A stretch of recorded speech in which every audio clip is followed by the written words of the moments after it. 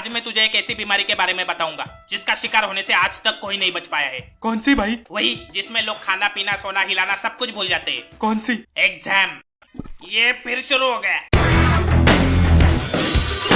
अगर blackmailing illegal है तो दुनिया के सारे टीचर को अंदर डाल दो। जैसे ही एग्जाम नजदीक आती है साले इंटरनल काटने के नाम पर ब्लैकमेल करना शुरू कर देते। असाइनमेंट लिख के लाओ नहीं तो इंटरनल काटूंगा। 70% अटेंडेंस चाहिए नहीं तो इंटरनल काटूंगा। रोज मेरा पिछवाड़ा खुजाओ नहीं तो इंटरनल काटूंगा। काटो काटो साले का पिछवाड़ा काट डालो।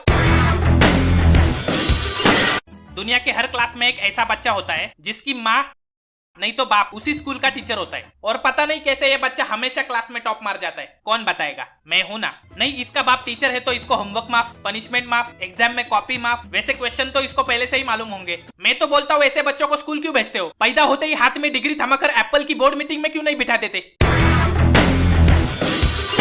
जैसे ही हम एग्जाम हॉल में एंटर करते 2 टकले स्क्वाड नामक प्राणी आते जो हमारी 3rd डिग्री चेकिंग करते। ये क्या है? चाबी है सर, बाहर रख के आओ।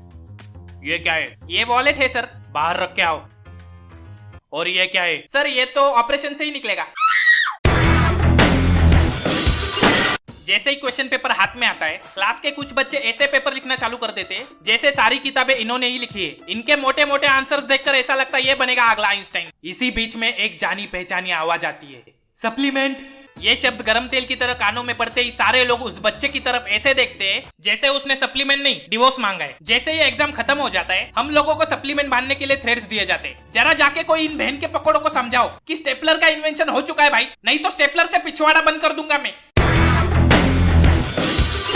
जैसे ही हमारा रिजल्ट लगता है पापा शुरू हो जाते, वो शर्मा जी के बेटे को देख 90% लाया है वो। नहीं, मुझे एक बात बताओ, ये शर्मा जी का बेटा है कौन? और दुनिया के सारे अच्छे काम करने का कॉपीराइट लेके रखा है क्या ये शर्मा जी के बेटे ने? मुझे आज तक मेरे आस पड़ोस, पड़ोस का गांव, पड़ोस का जिला, पड़ोस का देश, कहीं पे भी शर्मा जी और उसका बेटा नहीं मिला। कहाँ रहते कहाँ है ये भोपाड़ी के? जहाँ पे भी मिल जाएंगे सालों को ठोक दूंगा। कंट्रोल भाई कंट्रोल।